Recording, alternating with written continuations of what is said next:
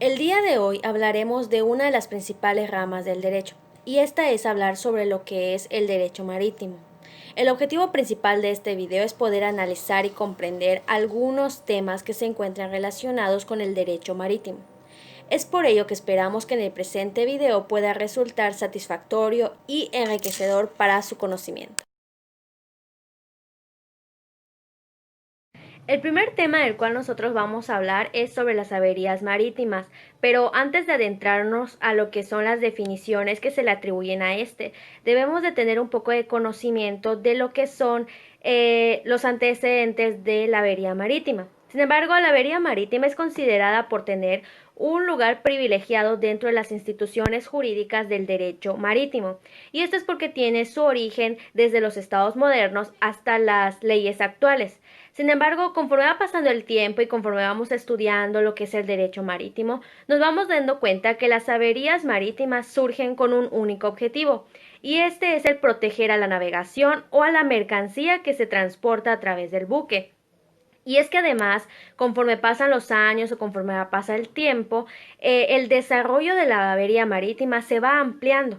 Es por ello que a continuación vamos a mencionar algunos conceptos que se le atribuyen a este tema y que sobre todo va desde un lenguaje coloquial hasta lo que manifiestan las leyes actuales.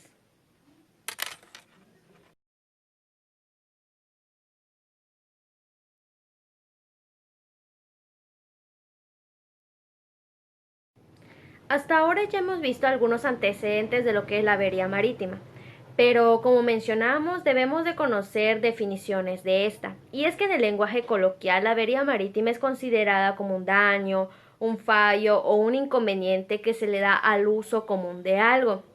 Como estudiantes de derecho debemos enfocarnos a lo que nos manifiesta la ley para tener de dónde ampararnos.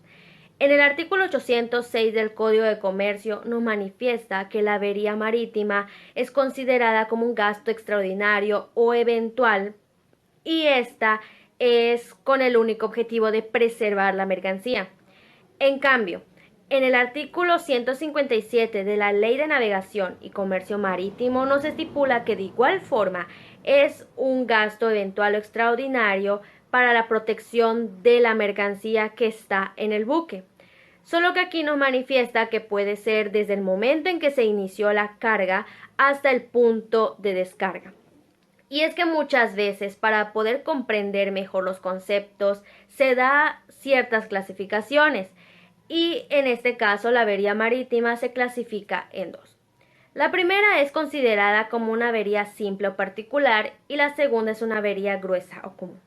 La avería simple o particular no debe ser considerada como una avería común. Sin embargo, esta es considerada en el cual tiene el objeto de igual de proteger la embarcación, únicamente que el daño que ocurre en esta debe ser pagado por el propietario. ¿Okay? En cambio, la avería gruesa o común es considerada como un gasto extraordinario eventual, de igual forma, con el objeto de proteger la seguridad de la mercancía que está en la navegación, únicamente que es considerada de manera no intencionada. Entonces, muchas veces el escuchar alguna clasificación, ya sea un concepto o una palabrita, hace que nosotros nos pongamos en duda y no poder diferenciar qué es una con otra. Sin embargo, vamos a mostrar cómo vamos a diferenciar lo que es la avería común o gruesa y lo que es la avería simple o particular. Y esto cómo lo vamos a hacer a través de palabras claves o a través de algunos ejemplos para poder tener una mayor comprensión de lo que es una avería marítima.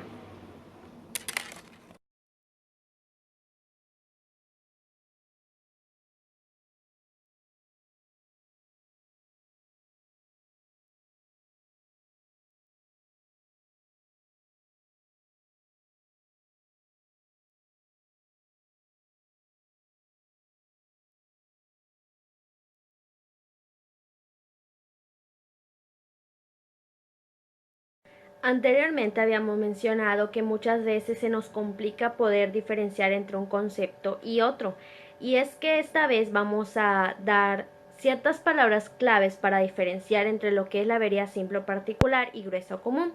La avería simple o particular es considerada algo fortuito y de manera involuntaria. En cambio, la avería gruesa o común es considerada de manera intencionada o voluntaria. Un ejemplo de la avería simple o particular es que un rayo cae sobre la embarcación, afecta la estructura. Y esto es de manera simple o particular porque es involuntaria, no nosotros ocasionamos que esto ocurriera. Fue algo de la naturaleza, ¿no?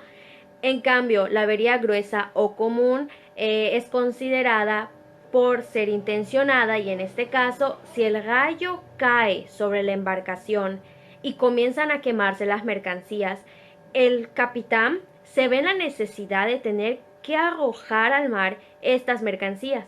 Entonces decimos que fue intencionada para evitar que éstas cayeran en algún peligro. Ante esta situación, o ante estas palabras claves y estos ejemplos, buscamos que se pueda comprender lo que es la avería. Sobre todo, la definición que se le da, el antecedente que tiene la avería hasta nuestras épocas y sobre todo comprender el ejemplo para atribuirle a estas clasificaciones. Es por ello que esperamos que a través de este concepto podamos entender lo que hoy en día es una avería marítima y sobre todo compararlo con el lenguaje coloquial y con la ley. Pues como estudiantes de derecho debemos aprender a analizar y comprender lo que nos manifiesta una ley conforme con otra. Y además que nos ayuda como que a complementar lo que dice una con lo que dice otra.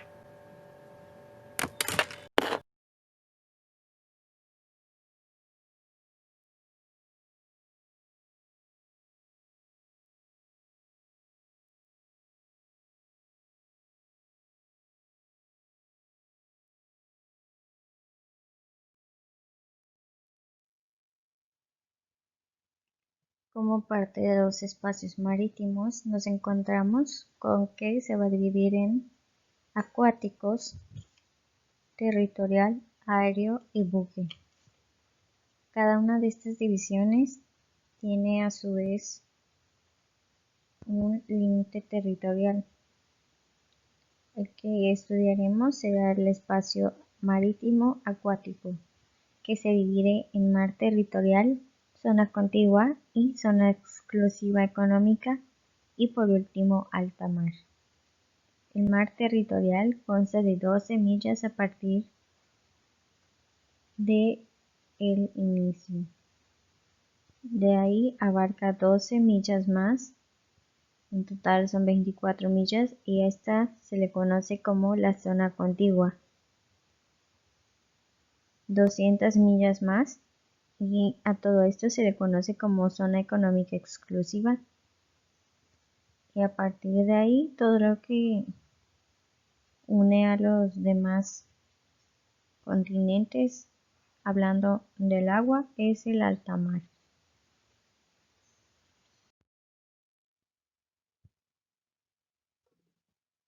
Quisiera abarcar un tema que es el tema de bahías, mar cerrado o semicerrado y zona económica exclusiva, que a medida que va avanzando puede causar alguna confusión. Bien, vamos a comenzar delimitando qué es el límite del mar territorial. El límite del mar territorial es aproximadamente un límite de 12 millas marinas a partir de una línea base, que esto es cuando las islas situadas en atolones o de islas bordeadas. Pueden ser también las escotaduras, los golfos, las bahías. Cuando suceden estos casos que son las escotaduras, se marca un diámetro y a partir de ello será la línea base. Existen actualmente en México bahías que tienen mayor trascendencia. Las más conocidas son las bahías de Chetumal o Aculto, Acapulco, Manzanillo, Mazatlán y Bahía de Vizcaína.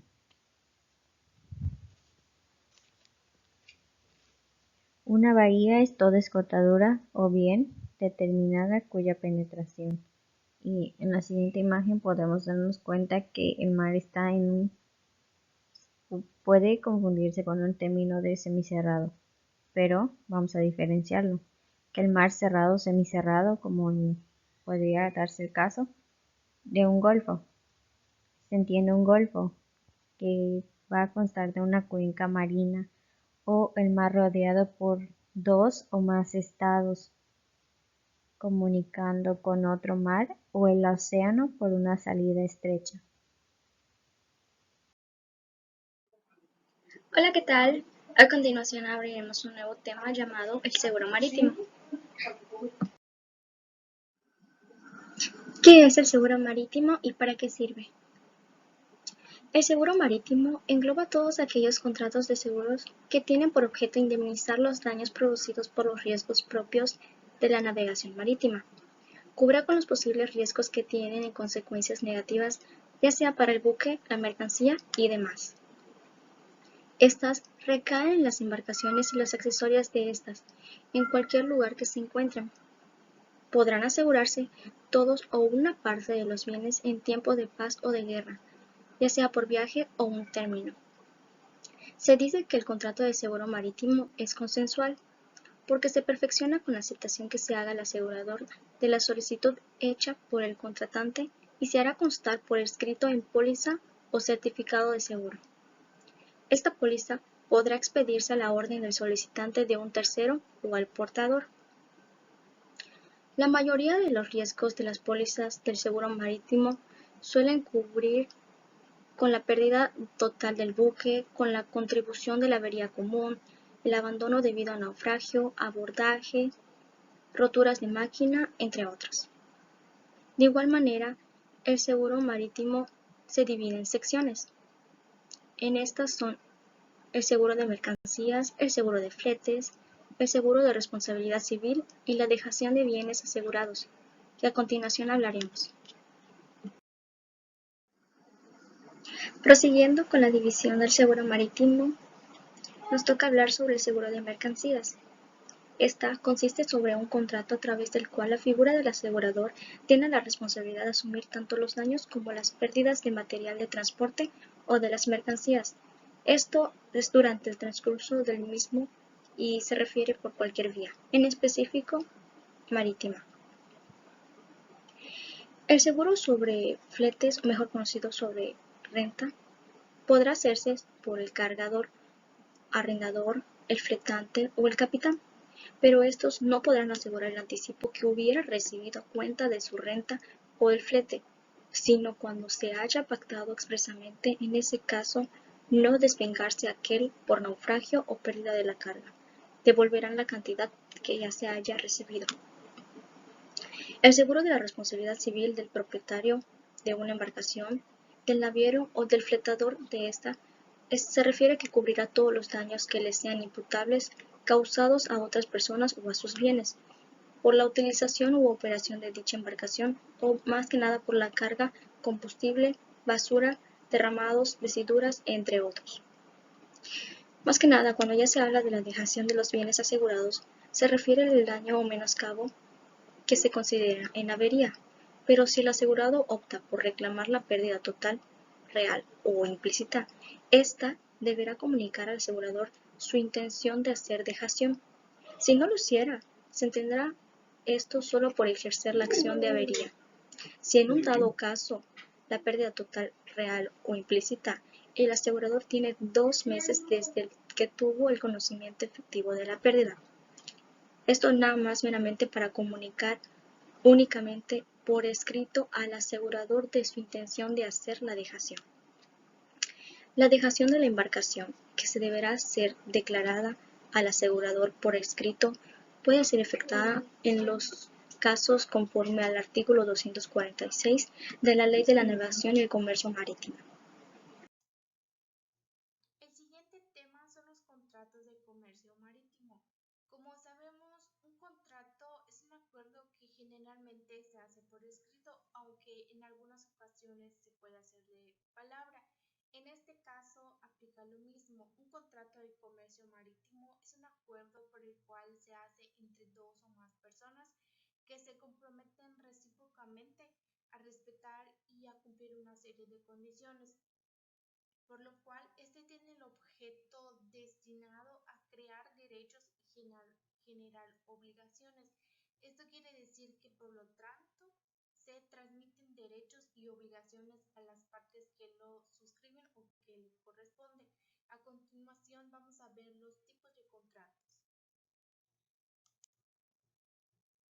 Ahora pasando a los tipos de contrato, empieza con el contrato de arrendamiento a casco desnudo.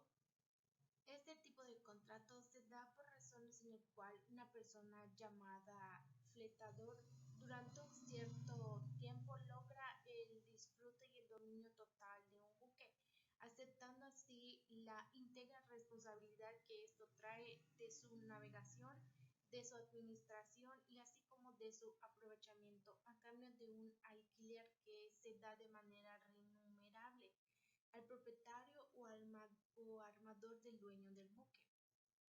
Pasando con el siguiente que es el fletamento por tiempo.